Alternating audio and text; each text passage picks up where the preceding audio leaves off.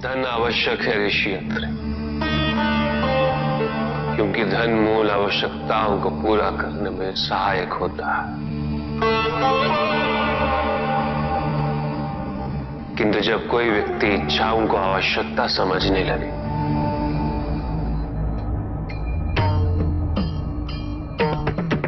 तो धन कितना ही क्यों ना पर्याप्त नहीं होता।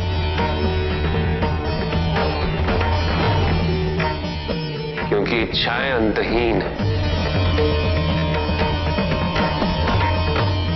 इसलिए मनुष्य कभी ना समाप्त होने वाली इच्छाओं की पूर्ति हेतु धन संचय को ही अपने जीवन का लक्ष्य समझ लेता है।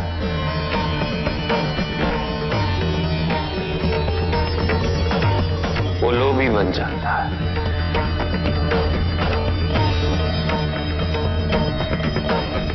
वो भूल जाता है कि उसके जीवन का मुख्य लक्ष्य ईश्वर के समीप आना है।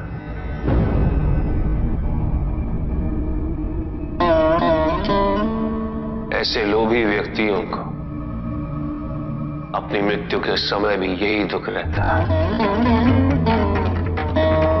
कि उन्होंने क्या कुछ नहीं पाया, क्या शेष रह गया। ऐसे समय में वो एक क्षण के लिए भी ईश्वर का स्मरण नहीं करते। अपने जीवन की निरर्थकता और व्यर्थता का बोध नहीं होता।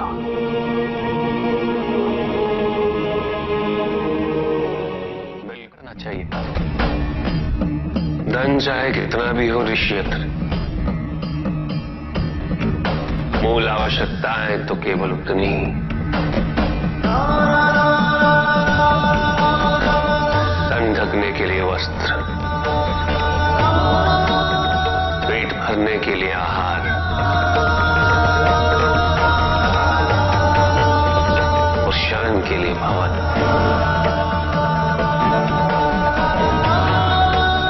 इन आवश्यकताओं के पूर्ण होने के पश्चात जो भी है वो इच्छा है। धनी व्यक्ति के पास जो भी अतिरिक्त धन होता है वो उसे दान करना चाहिए, उनके उद्धार के लिए जो अपनी मूल आवश्यकताओं को पूरा नहीं कर सकते।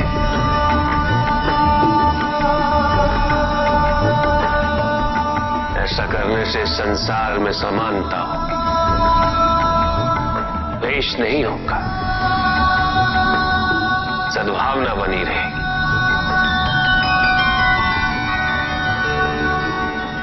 किंतु कुछ व्यक्ति इस तथ्य को समझ ही नहीं पाते। उन्हें अपने एकत्रित किए हुए धन से इतना मोह हो जाता है कि वो उसका एक अंश भी किसी और को नहीं देना चाहते।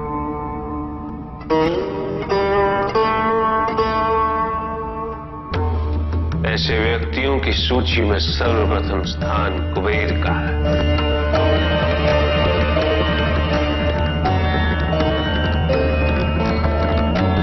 इस संसार में सबसे अधिक धन उन्हीं के।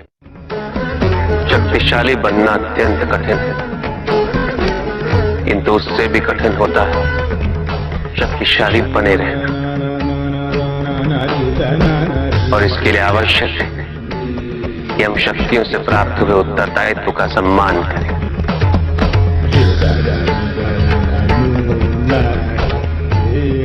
अन्यथा हम स्वयं पर निरंतर खो देते हैं और ये हमारे पतन का कारण बनता है।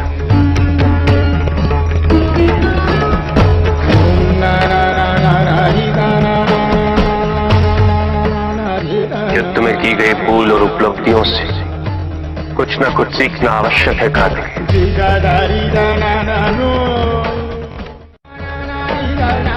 बुराई और अच्छाई के मध्य ये युद्ध निरंतर चलता रहेगा। आज एक अध्याय समाप्त हुआ है, कल दूसरा अध्याय आरंभ होगा।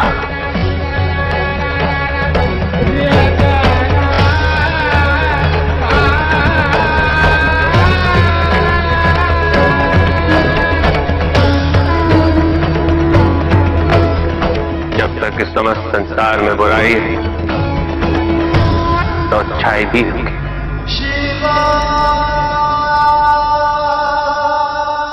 किंतु अच्छाई और बुराई के युद्ध में जीत सदैव अच्छाई की ही होगी। आध्यात्मिक कार्य के लिए शरीर को, सीमाओं को और अहम को तोड़ना और उसे पार करना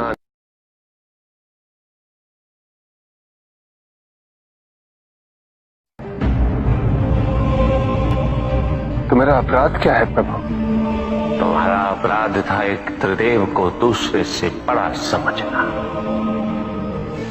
उनमें भेद करना, उनमें तुलना करना।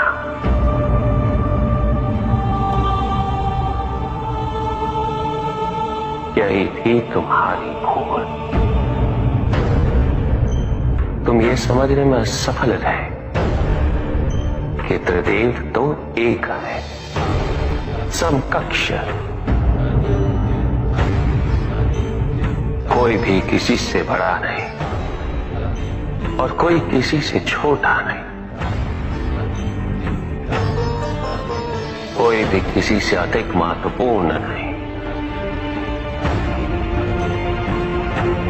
और कोई भी किसी से कम महत्वपूर्ण भी नहीं।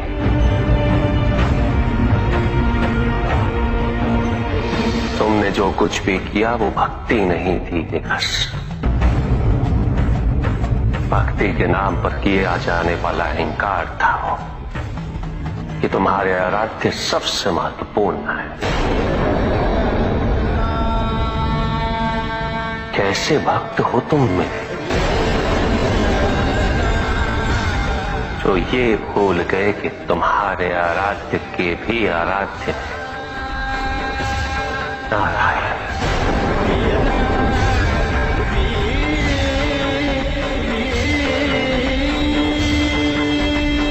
भक्त यदि सच्चा तो उसके पास अपने आराध्य को पाने के अतिरिक्त ये सोचने का समय ही कहां होता है कि उसके आराध्य से महत्वपूर्ण भी कोई है या नहीं।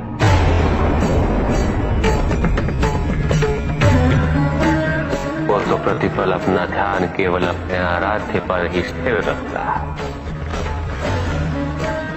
और जब ऐसा होता है निकस तो ना तुलना होती है, ना प्रतिस्पर्धा होती है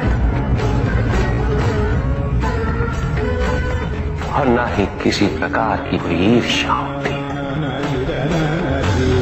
बात तो केवल आनंद की अनुभूति ही विद्यमान होती है।